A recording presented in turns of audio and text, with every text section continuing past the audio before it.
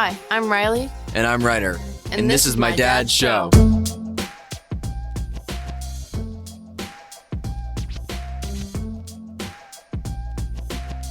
Hey everybody, it's Casey Jacox with the Quarterback Dadcast. I want to say thanks to all of our listeners, thanks to all of our sponsors for all your support.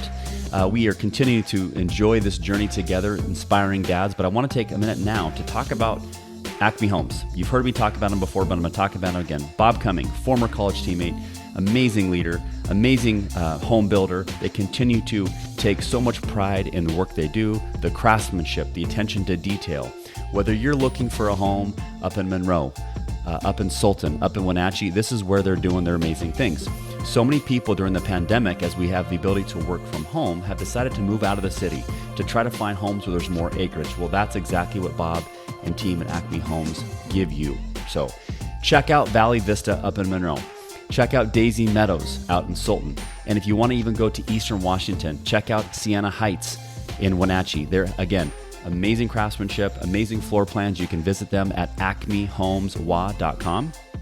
And if you're interested in learning specifically about listings or mortgage opportunities, contact Jen at 425-308-8082 or Denise at 425-309-2318. So now, why are we doing a new ad? Because we want to talk about a partnership they have with Portage Bank.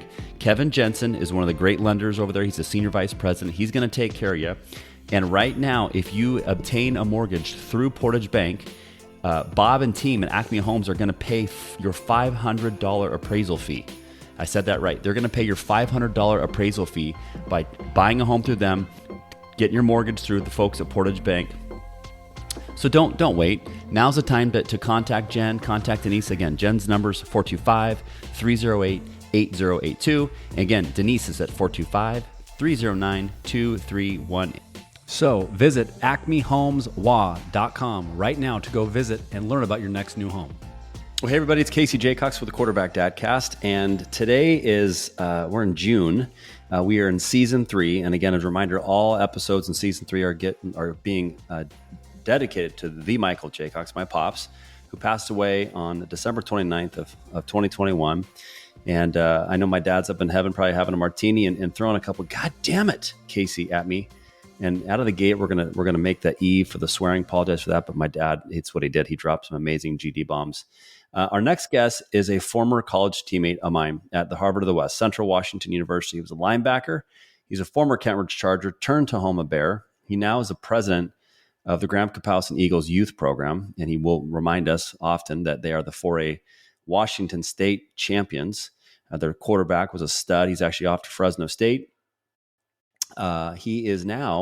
He spent the last 20 plus years in banking at JP Morgan. He's now vice president at Boeing Employees Credit Union, where I am actually a proud customer, proud business account. Shout out to BECU. And his name is Dan Wadley. So without further ado, Mr. Wadley, welcome to the Quarterback Dadcast. Hey, thanks so much, Casey. Really appreciate being here. And thank you so much for the intro. You bet. So which intro was better, the first one or that one I just did? Hearing you give a shout out to GK Eagles is always a good intro, so I'll take it twice. There we go. So for sarcasm at home, Mr. Wadley and I, we are audible ready. We are dealing with adversity. We had some technical glitches, but we're ready to go. We're recording. We both can hear each other.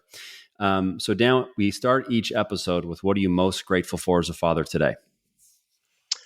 Clearly having the ability to be a father, having wonderful kids. I've got a daughter graduating this year, going off to University of Montana this fall. I've got an 8th grade boy going into high school here this next year, and then a young buck currently in 6th grade, still in the heart of his middle school. So with a loving wife and 3 beautiful kids, it's been pretty awesome to try and follow the suit that my dad shared for me and be the best father I can be. There we go, man. Love it. I'm grateful for the power of goal setting that my kids are embracing and starting to understand. And I can see the light bulbs going off, and they're starting to understand that, if there's things you want to do in life or achieve in life, the word want to won't get it done. It's just the word will. So we are big into writing things down and setting goals. And, shout out to Coach Marty Osborne, Coach Glenn Dacus for my coaches back in high school. 46 years old. I still remember these guys like yesterday helping me out, setting really the tone for what I would achieve in life. And I give them all the credit. But I'm just grateful my kids are starting to understand that. So before we move on, we got to give some love to the guy that rocked red spandex shorts. Do we know who that is? I do. A fellow Fairwood Greens patriarch of the Fairwood days, Greer Smith. That's right. The Spud. We'll call him Spud, but Greer Spud. Smith, shout out. He's a partner over at Brighton Jones. I'm a proud client, and I'm actually, I got to do work with them too, which is fun. But I remember meeting Dan, you guys, when I was like 5th grade. Greer would rock the red spandex shorts. His brother Sean, they'd listen to just some intense Cinderella or Whitesnake or Poison, the Hard 30 on MTV. And I remember Dan and his brother would come over, and you guys would like Hell's Angels riding motorcycles and going dirt bike riding. And I still remember that was yesterday. So absolutely, man. Great old days. Fond memories for sure. Before we hear about your family, you talked about your dad. Talk a little bit about him. Yeah, there's really so much to say that it's something that, I build on every day. I was in college, you may recall, as a teammate, was 20 years old, and I lost my dad unexpectedly. He was only 48, which is what I will be turning June 22nd of this year, or this month. So to be encroaching on the age that he was when I lost him has been, very powerful in shaping me as a father. And I like to tell people I didn't get a lot of quantity, but I sure got some quality in the 20 years that I had with my dad. He was a person that really believed in principles, believed in working for stuff. Nothing was going to be handed to me. I wasn't entitled to anything, but my name mattered and how I treated people mattered. And he is really continuously part of how I calibrate my fatherhood and being a husband, being a teammate, being a coworker, a colleague, being a manager, a leader.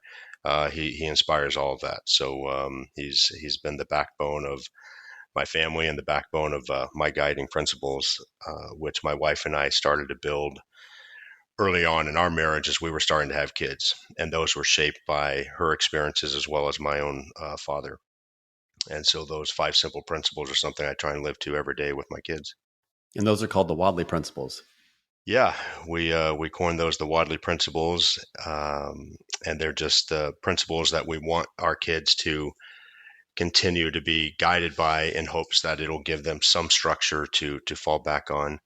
And it's as simple as having faith, having respect, having confidence, standing up for others, and never giving up.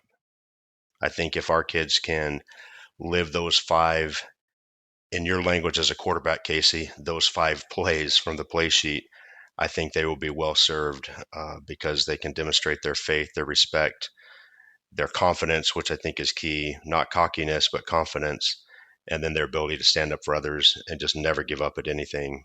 I think they're going to have a shot. Love it, ma'am. I wrote those down. If you have not written these down, these will be in the show notes. The Wadley principles. I don't care what yard line we're on. We're going to go to those. We're going to get in the end zone with those 5 any given day. Dan, remind me, how did your dad pass away? Basically, he had some diabetic complications. We didn't know that he was diabetic at the time.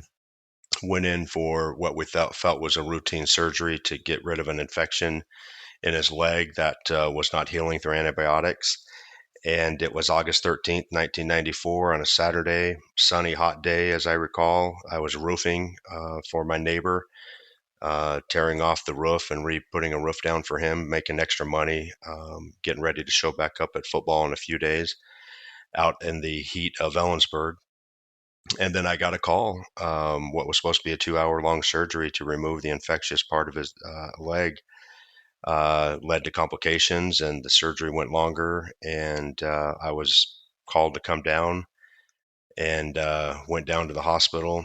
And by the time I got there, I just never forget the doctor walking down what seemed to be like in the movies, a very long, narrow hallway, to come up to my mom standing by me and said, "Miss Wadley, I have some very frank and tragic news. Your husband's just expired."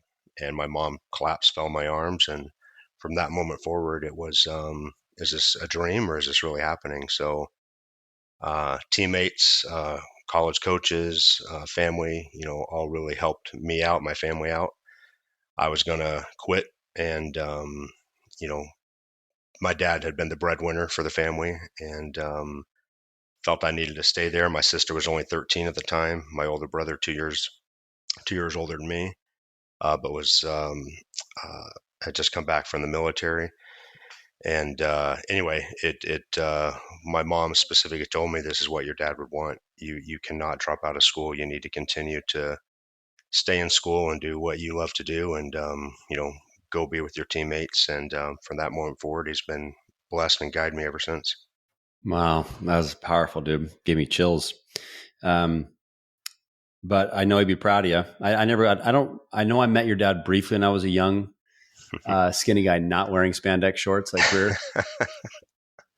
And I can't wait for Greer to listen to this. Casey, a funny part of it, and I'm not sure if it's a time when you met him, but there are some college roommates that remember this and friends.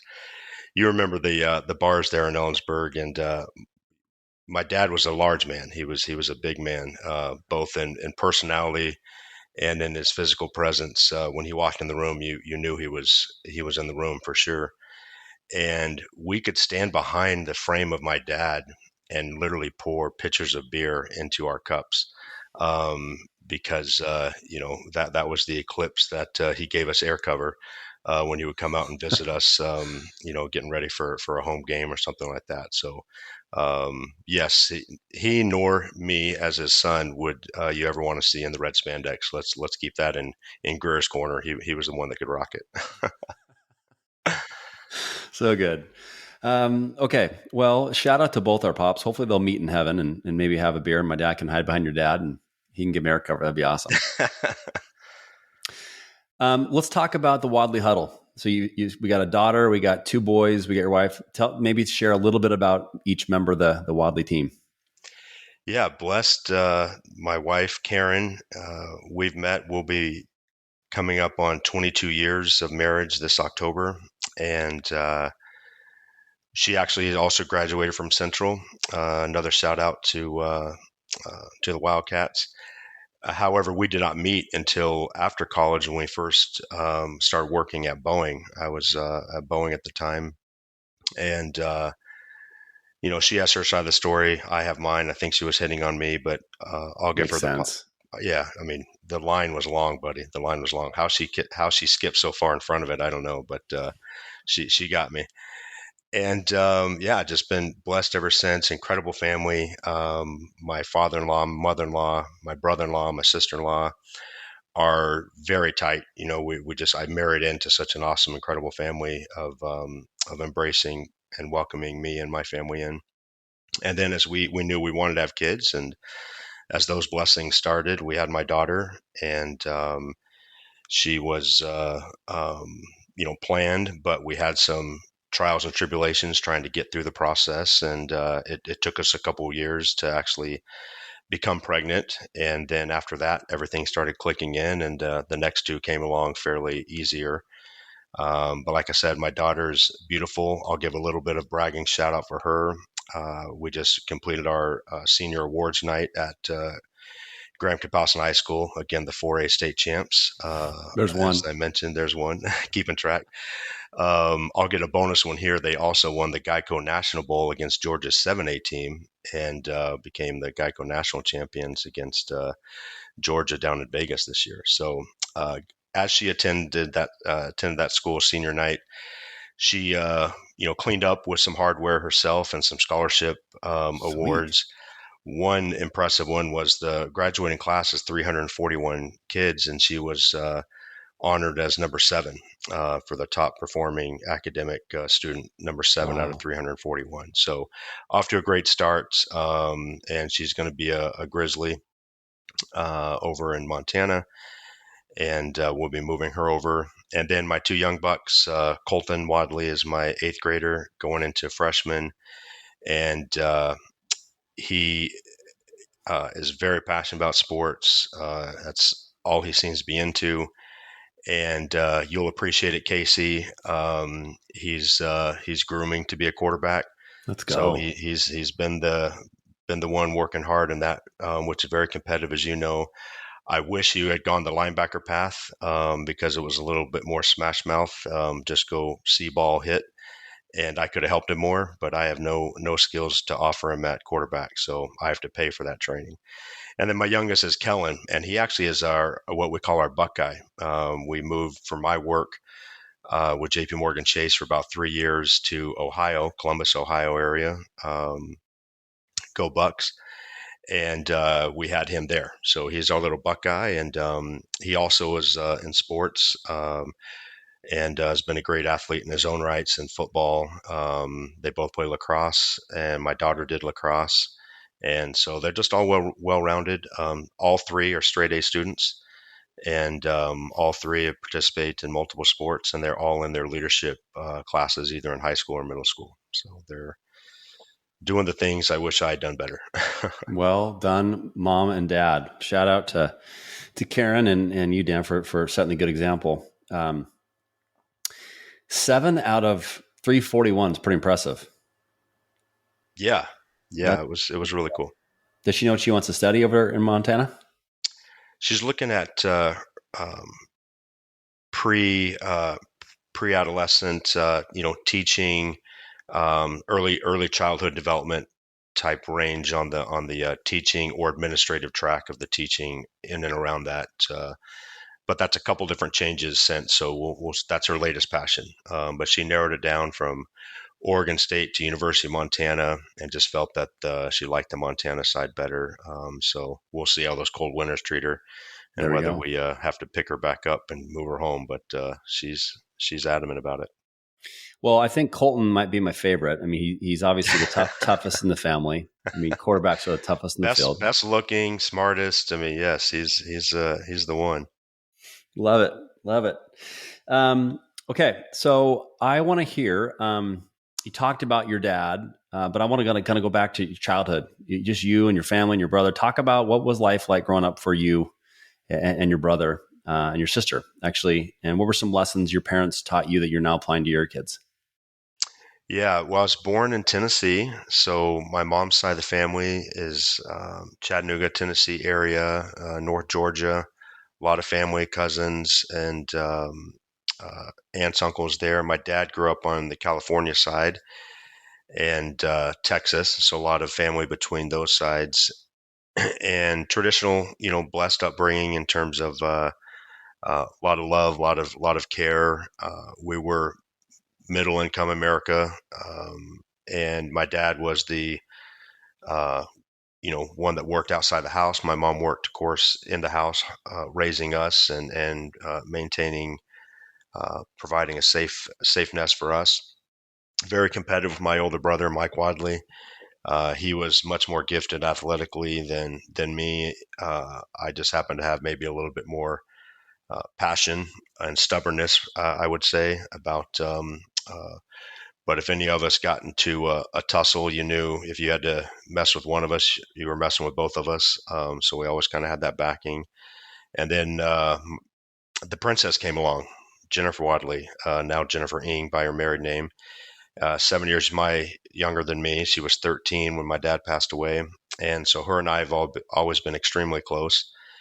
And she's the one that could do no wrong in my dad's eyes. And therefore, my brother Mike and I seemed to get the brunt of all the chores and all the hard work. And my sister got the luxury of, whatever she wanted. At least we tease her of that. But she's turned out pretty incredible. But had faith was a foundation my mom instilled in us, and trust the Lord with all thine heart is what's inscribed across my father's grave, and with 5 hearts that represent the 5 of us that are in the family between my mom and him and the 3 kids. And so we were just, you knew you were loved, but yet there was an accountability, particularly with my dad. Mom was the one that was a little bit more gracious and forgiving of any discretions my brother and I would get ourselves into. My dad held us accountable to our actions, and you didn't want to disappoint dad. And back in those days, you could be a little bit more. Getting a spanking wasn't going to get you put in prison per se. And from there, kind of progressed to an age where you didn't get, kind of paddled or spanked anymore. You just knew you disappointed dad. And that was a pretty crushing blow when you got to that point where, like, you did something that, disappointed your parents. So I guess, again, the Wadley principle, as we mentioned, were clearly given from my parents and helped shape that. But I think some of the other things I recall my dad saying that I use a lot with my kids is, make a decision and go with it. Don't be willy-nilly. Don't get stuck on all the analysis and paralyzed by it. Just trust your confidence and, make a decision and go with it and stick with it. And I think that is particularly in today's society and to this day and age has served me well, because you can just get wrapped around second guessing, everything. So I appreciate the wisdom that I didn't know he was giving me at that time. That's great. I mean, you're in the candy aisle, grab a Snickers and let's go. There's so many choices, right? And if it's a king size, albeit. Tell me how your mom's doing right now. She's doing great. She is such an inspiration. Imagine being, you mentioned earlier, you're 46, I'm 48. My mom was 43 and she lost the love of her life. They'd been married 21 years, 43 years old, and has never been on a date since. And she's in her 70s now, lives and provides nothing but support for me, my brother, and my sister, and now the blessing of all the grandkids that she's surrounded between my brother's kids and my sister's kids.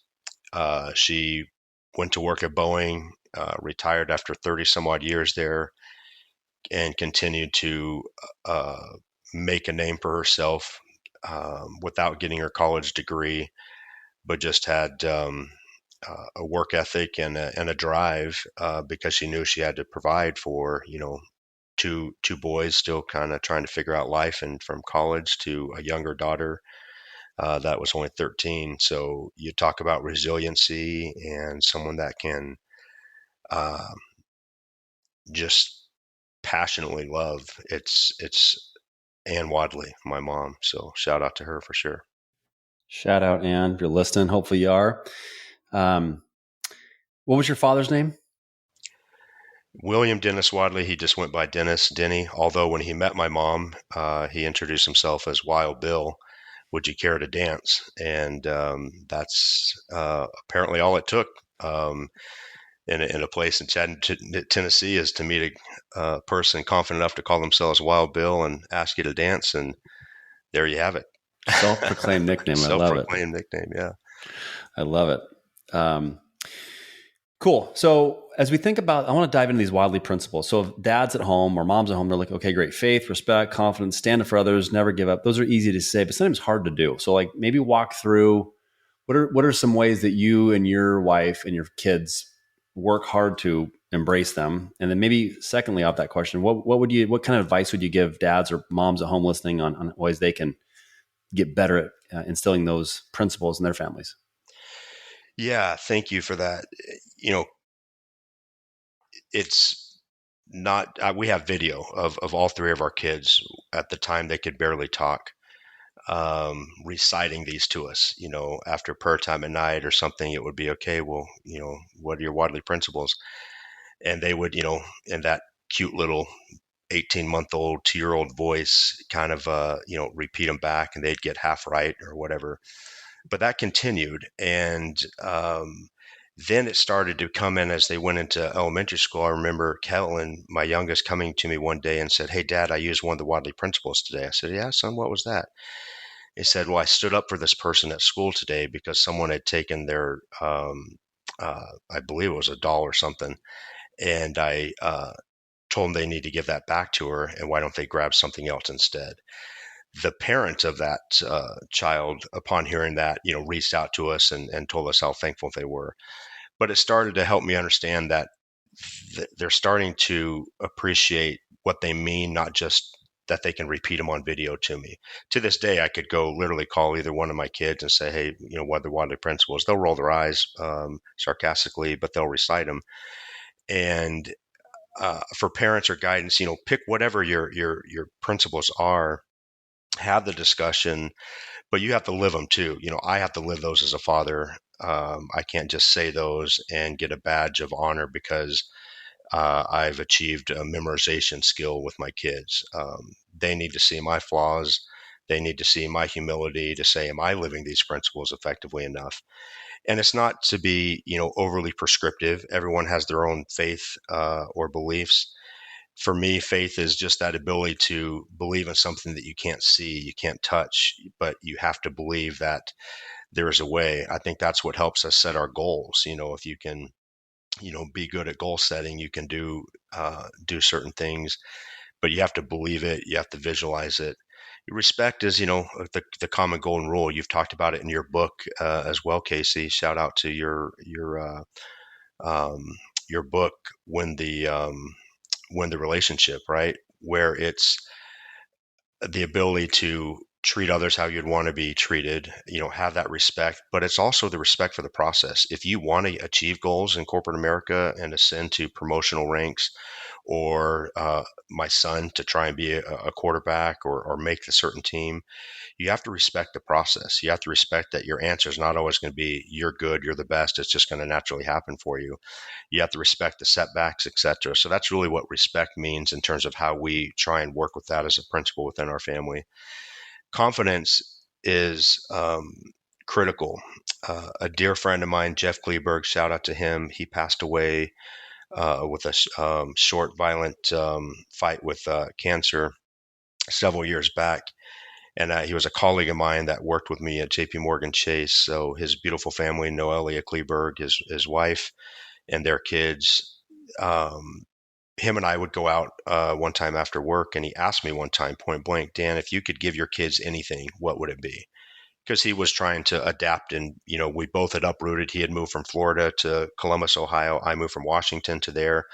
We had that commonality of how we're trying to establish and assimilate to a new stress of a new location, new job, all that good stuff. And so just talking about being fathers at that time, and he asked me that point blank question unexpectedly. And what rolled off my tongue was confidence. And it just shows that I had believed in that principle, I guess, because I want my kids to have the confidence that they can achieve what they set out to do. They don't have to be arrogant. They don't have to be cocky, and they're certainly not entitled. But just if people don't believe in you, you always have yourself that can believe in you.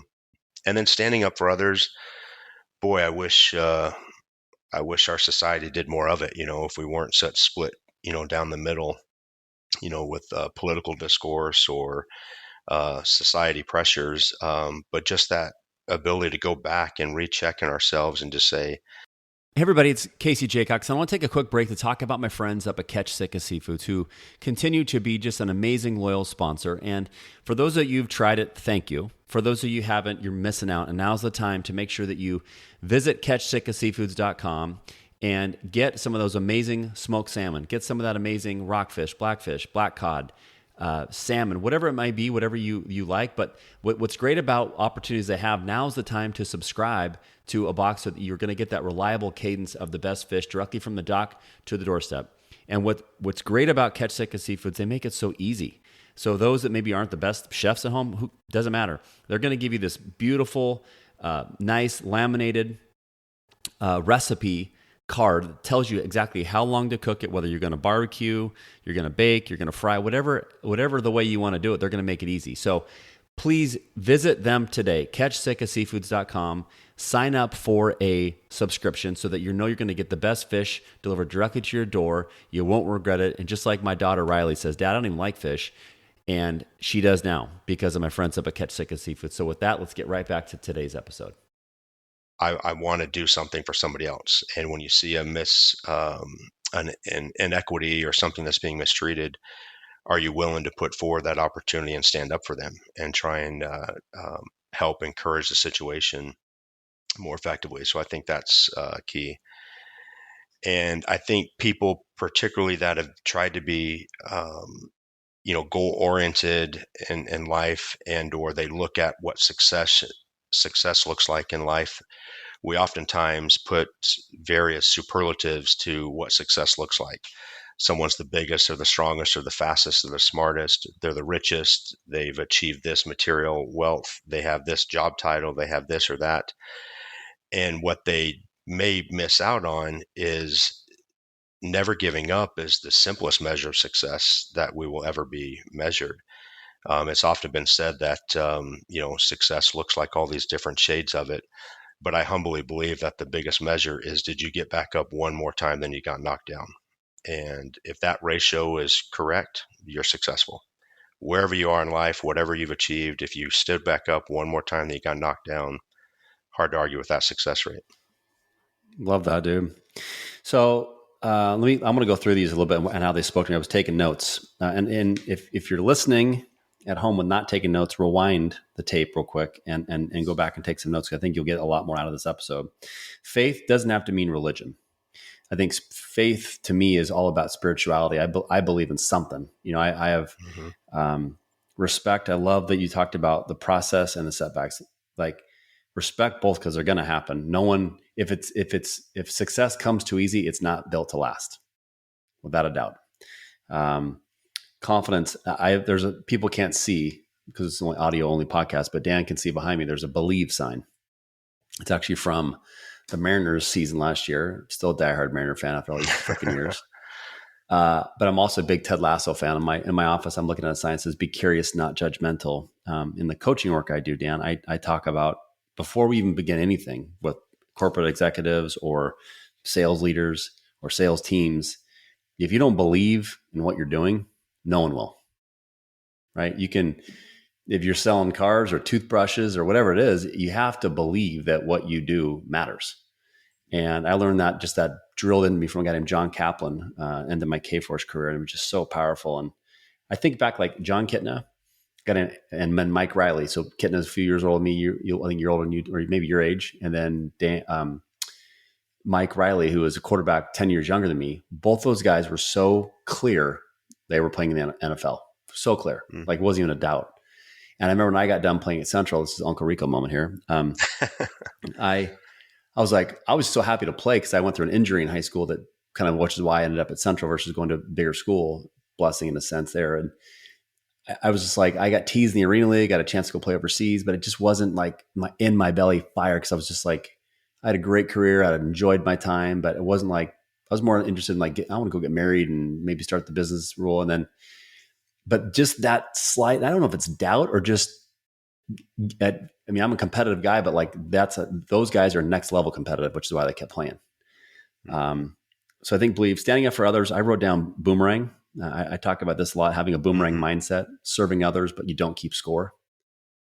I mean, that is, I think, so powerful. And you can just, not like, well, hey, I bought your coffee yesterday and I did the dishes, so it's your turn. Just do it and watch boomerangs keep coming back to you. I've lived my whole life and you're never giving up. I love that. If you get up one more time, you get knocked down. Like, it's so easy. Like I had a lesson. I'll air my son out here real quick. He had he had a really, I think, a better golf sophomore season than any of us could imagine.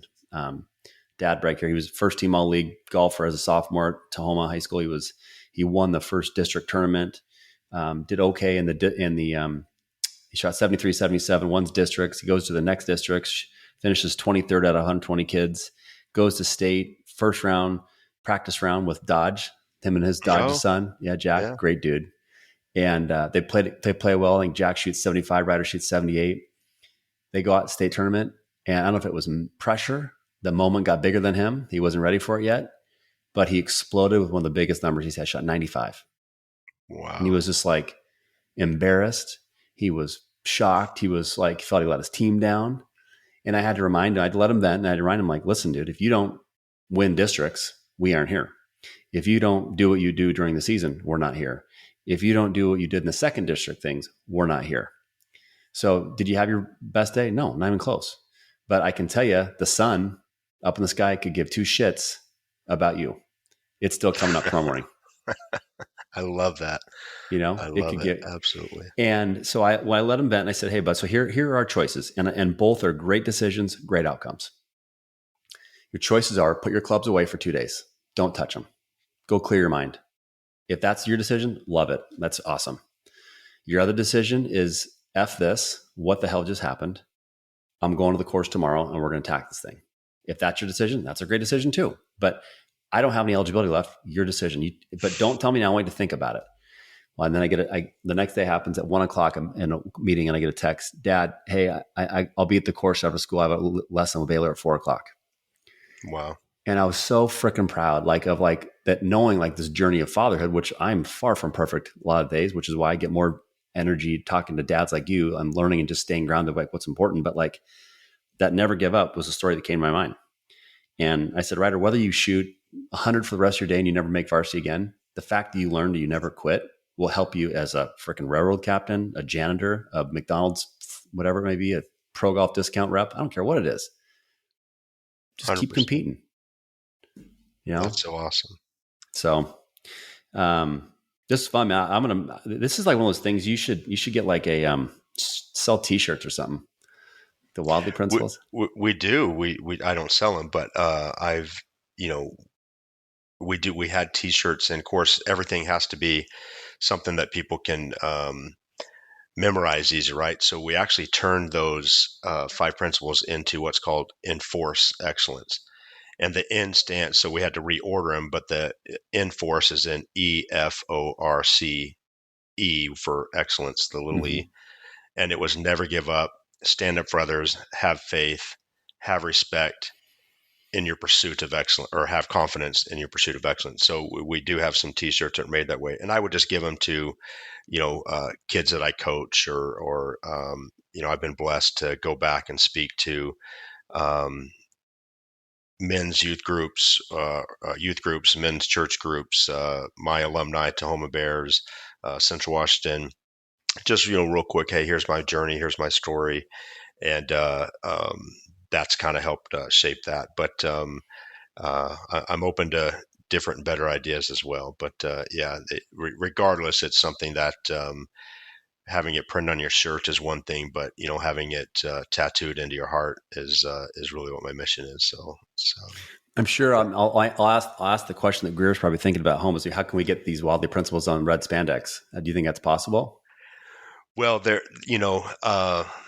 he would have to be the model, because we'd have to get the right sizing for it, of course. But it can be done. He can even choose the color. Sweet. He's going red, cherry red. Yeah. Shout out to for your former Bear, Tony Davis, former quarterback Dadcast guest. Yes, and what a incredible man. You spoke before in podcast, Casey, and you mentioned a shout out to Marty Osborne and your coaches. Certainly shout outs to mine, but Tony Davis is by far the coach that's made the most impact to me. If you don't know the story, he left Tahoma in 1992 to go be the head coach of Renton Rangers High School, or Renton High School. I think they're Renton Rangers. And I had, as you mentioned, left Kent Ridge. So my first year playing football out at Tahoma was 91. And he was my coach there as an assistant coach. And just was a great, great coach. And didn't really know how much he believed in me until the next year, when he's not even there as my coach in 92. I was playing in my senior year, and he's the one that really helped connect me and talk to Central about, hey, you got to at least talk to this guy. This guy at least has the fire in his belly to go a little further in this game, as opposed to other immediate coaches that were still there with me on the staff. And not to take anything away from them, but just to give elevated credit to Tony, and someone that wasn't even my coach my senior year and only had 1 year previously with me, but to really help set that stage. So I give him a tremendous amount of credit for the 4 years that I was able to get my butt kicked every day at Central. But love the man. So he's been a great person. Yeah, he was fun to. He's been great getting to know. Obviously he's still at Tahoma. Just stepped down as the football coach. Left a massive impact on so many kids, and I will give him some shout out. He's a big supporter of the podcast, which I love. I'm always great seeing him. And one thing that he did, and Tony, if you're listening, I think I've shared this before, I'll share it again. He was probably one of the biggest reasons that helped me reconnect with my dad before he passed away, because my dad passed away with dementia and Alzheimer's. And for those who have dealt with parents dealing with that, it's just a brutal disease, because that you learn that they just forget who you are. There's no, there's no present love, that the person is gone. But I remember when I was interviewing Tony, he said, Case, because his mom battled the same thing. He said, Case, your dad's in there. Your dad's in there. He hears you. Just keep showing him love. And that freaking like stopped me in my tracks, and it got me out of my selfish ways. And I said, you're right. And I started making a priority to go visit him. All of a sudden, then he started going downhill, and I go, shoot. And then all of a sudden he had this like miraculously rebound. I'm like, what the hell? He's like, this has been so stressful, on all levels. And I was like, I don't know if I can, I don't want him to rally. I want him to kind of go to heaven where he's not in pain anymore. And like, we had the most amazing 7 weeks, or about 6 weeks before he passed, where he was almost like the dementia was leaving. And then one day it like came roaring back, and then we had like 3 hours to see him before he passed. But I give massive shout to Tony Davis for just like kind of, without knowing it, coaching me to get back on track, for just, focus less about what happened to me and just focus on that, again, back to that boomerang. And, that's awesome. So, okay. So one question I always like to ask dads, that, we've talked a lot about positive stuff. We talked about the principles, which are freaking money, but I want to hear about an area of your dad game where, man, this is not the best version of Dan, because we all got gaps. And so what's like an area of your dad game you're working on becoming a better leader, better quarterback of your home, that other dads at home might be able to relate to? My weak spot is many, but I would say being stubborn, being unwilling to recognize that coming off of my stance isn't a sign of weakness, trying to show that, you have to stand and you got to be strong. And therefore there's some, requirement that means you have to be so principled in your belief that you can't waver or admit that you're wrong. And I believe there's times in my life I wish I had been more forgiving, or more quick to recognize my own mistakes and faults. So, I think being a better version of myself as I continue to, strive for that every day, is being satisfied, and especially for being in a competitive background, I always felt like I got to keep pushing. I got to keep pushing. I got to work. And that's true. But there's also time to relax and understand where you're at, and be thankful for where you're at, and be humble to admit that I'm okay. I'm tracking in the right way. So I think sometimes my stubbornness, hard-headedness, is something that I wish I could polish up quicker at times, and not be as focused on an outcome, as opposed to appreciating, am I even doing the right steps to enjoy the outcome when I get there? Because if I keep grilling at this hard, I'm going to get there, but I'm not going to have appreciated the journey that even got me there. And I'm going to look back and say, why did I even try and get here? It wasn't even fun. So there's a sweet spot that we all got to hone in and find. So I don't want to throw out the things that are, good habits, but at the same time, I wish I was more willing to, recognize, and forgive faster and things like that. Just not be as stubborn, I guess, is what it comes down to. That's a good one, man. That's a good one. I think that takes vulnerability, which we talk about a lot in this podcast. It requires checking the ego at the door, or hanging the ego on the hat rack. And I think you said it perfectly. Coming off, if you think you're right, doesn't matter. And I got a great piece of advice in my life, says, do you want to be right, or do you want to get what you want? And to me, I want to get what I want. I could give two, what about being right?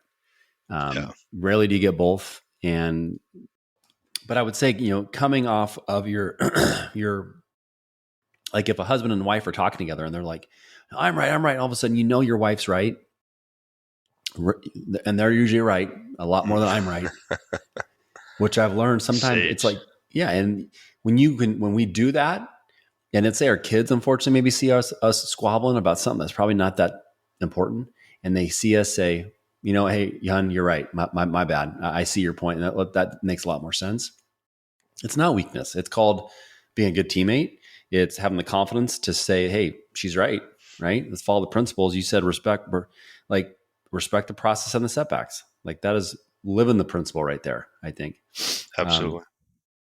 So I love that one. Mine is patience. I have to be so self-aware of patience. And you also said something that sometimes like focusing less on an outcome. Mm-hmm. Sometimes in my mind, it's like maybe it's the quarterback in me, Uncle Rico. when I read the defense, if I say trips over and right 334 stretch, Z post, X stop on 2, in my mind, I'm already going through progressions. I'm already going through coverages. I can see it. I can see the throw. I can see the lane before I even snap the ball. And sometimes to my fault, I apply that same visualization to life or to relationships or to coaching my kids. And that's not fair because they have to go through the process, the setbacks, respect it like you talk about in the principle. So that's something I'm really working hard on. I talk to my clients about slow down to go fast. Like we have to slow down and sometimes meet people where they are. And that is helping me be a better dad with my kids about just like, today's a great day to be your best, not the best. Just be your best. I love it. Patience. That's a great way to sum it up as well. So that's good self-awareness for sure. So before we get into some fun lightning round information stuff, craziness, CTE brain of a random quarterback from Central. If you had to summarize what we talked about today in kind of an actionable tasks for dads at home to say, man, these are great things to talk about. These are, if I'm taking 3 things from this episode to be that ultimate leader in my home, what would they be? I would really love to coalesce what I've learned here with you and listening to previous podcasts and, other elements of that. You've talked about that level of presence and engagement. I think that's so important. So I've certainly taken that away. I think you validated a lot of the things that I want to make sure I'm focusing on is just being present with my family, love them every single day, love the opportunity that I'm given every day to go out there and compete and do some things. So that's certainly one. Humility is another one that comes to mind. Recognizing that as dads and as quarterback dads or leaders of our household and co-leaders with our wives in trying to raise our household and children, is that humility to understand there's more than one way to do it. There are different paths, and you might have to adjust and learn from those things as we go. And then finally, I think the secret sauce of relationships and life is being able to put yourself out there and be comfortable in your own skin, be comfortable in, what's kind of made us who we are, and just being excited to interact with people. And you learn so much from the ability to talk to people, meet people, and the world becomes real small the more you talk to people because you realize all the different people that you have in common. We've given our red spandex buddy Greer some fun grief, but it's all in good fun, and that's what I'm excited about is just to continue the validation that you've given me on just keep putting yourself out there, keep meeting people, keep finding a way to connect with people. That boomerang, as you mentioned, will serve you well. So I'm grateful for those validations. Love it. I love it, man. Those are great. We got a lot of wisdom in this episode. It's now time to go into the lightning round where my job is to ask anything that comes top of mind. Your job is to answer them as quick as you can. And my job is to get a giggle out of you. You've already got a smile grinning ear to ear because I cannot wait to see. I've often been accused of, did they put air in your helmet, Wadley, when you played football? So we're going to see what happens here. That's a good one. Did they put air in your helmet? I love it. Okay. True or false? You once kicked a 49-yard field goal at Central Washington University? Incredibly false. I might have kicked a ball that went end over end 49 yards, and the coach yelled at me to go pick it up or something for the kicker. But no, I have failed to ever get anything through the uprights. Okay. In your prime, there's a race between you, the Craig Bill, and the Tony Bowie. Who's winning? Well, I would surely win, and it's based on those two cats are so smart that when the whistle blows, they would take off in a dead heat straight forward down the field. I would go the opposite way and touch the line and claim that there was some type of rule violation, and I would get it in that way. You got to be creative when there's when you're dealing with cats that capable. So I would find a way to beat them in a different rule game. Perfect. I love it. Way to be creative. True or false? Campus Totem is the best burger in Ellensburg. I would say true. I would still say it holds up to this day. Yeah, Campus Totem is pretty darn good. The burger at the Palace or the Tav Supermother is also quite. I was going to say this. The Tav definitely had a running, but in fairness, I'm a pretty plain Jane hamburger guy. Give me the meat, the bun, throw some other protein on there in the form of bacon or whatever, and I don't need the onions, so all the stuff that people would love to make it taste better. They might find that better, but you could get it the way I wanted it at Campus Totem. There we go. Last book you read? The Limit, Trevor Moawad with Russell Wilson. Takes What It Takes? It Takes What It Takes. Thank you. I was blanking on the title there. Trevor Moawad, It Takes What It Takes. Just rest in peace, Trevor. Trevor passed away in February. He was part of the Limitless Minds team, and that was a definitely blow to the team, but that book is awesome. It's awesome. One of my favorite parts of that book is the difference when he talks about the quadrant of unconscious competence and conscious competence, leading to what you talked about in the Wadley principle about confidence. That's something that I would highly recommend people check out. If you were had to show your phone to your buddies, the Graham Kapowsin Eagles, and you had to show them that, I know we're state champs, guys, but can you believe I listened to this song that you'd be a little bit embarrassed by? What song would that be?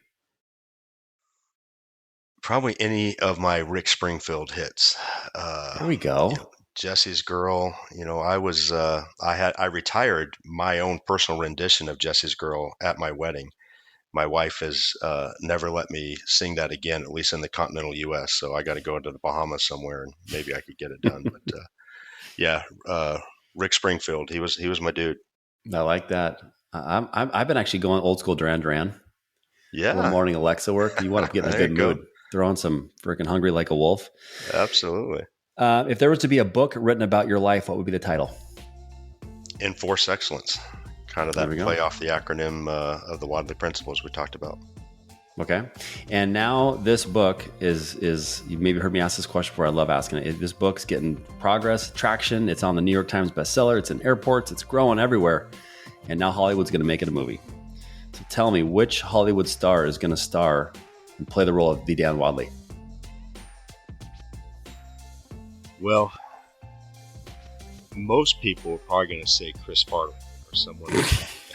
I would like to think it would be more of a Matthew McConaughey. All right. There you go. I could see that. But if it takes living in a van down by the river, I'll let Chris give me the nod. There's a van down by the river. If you were to go on vacation tomorrow, where are you going?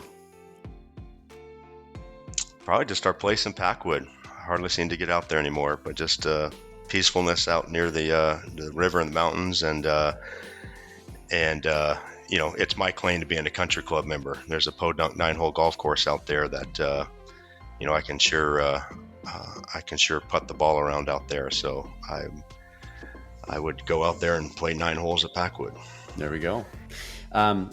If you were to race on your motorcycle back in your heyday, oh yeah, who's winning, you or Evel Knievel? Well, me, because Evel Knievel would have crashed going over a jump.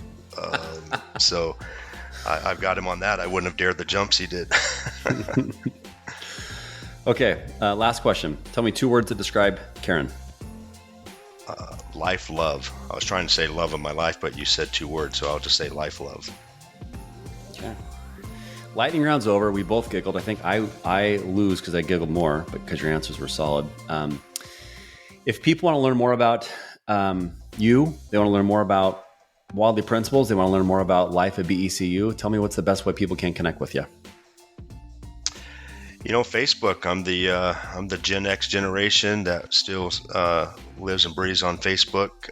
You're not going to catch me on much of the other fancy social media, but hit me up on Facebook, and would love to make the connection. There's a few of us that have been able to do that, and it's been real rewarding. You mentioned some earlier, whether it's Tony Bowie or Craig Bill or certainly yourself, but would love to meet up with people, and if people want to hit me up, that would be great. Facebook's cool. Probably the best. Awesome. I will make sure that's tagged in the show notes. I want to say a shout out to our sponsors who've been with us, Catch Sitka Seafoods, Acme Homes. Acme Homes, I don't know if you know this, Dan, is a guy named Bobby Cumming, former Central Washington running back, special team stud. I'm playing in the, this episode comes out, he and I will have already won the Kitna Classic golf tournament, July 7th, the afternoon session. Bobby, bring your A game. And then shout out to just my friend Assam up at Catch Sitka Seafoods. I love always telling the story. My daughter was not even a fish person. She just loved pizza, so we called her Pizzatarian. And she loves their smoked salmon and she loves their whitefish. And she's always asked, when are we ordering fish again? So if you're a little bit nervous like me ordering fish from the mail, don't be. They make it super easy. They literally send it like in dry ice. It's frozen. It's like as hard as you can pull out a freezer when it comes there. And it's the best. So if you're looking, big seafood fan, I would encourage you to go to catchsitkaseafoods.com, give them a chance. And, but thanks, buddy. This has been a blast. I love getting to see you again. Love talking to you, and shout out to old Wild Bill up in heaven, and hope him and Big Mike are dropping some GD bombs and having a few soda pops together. Love you, Casey. Thanks, bud. See you, man.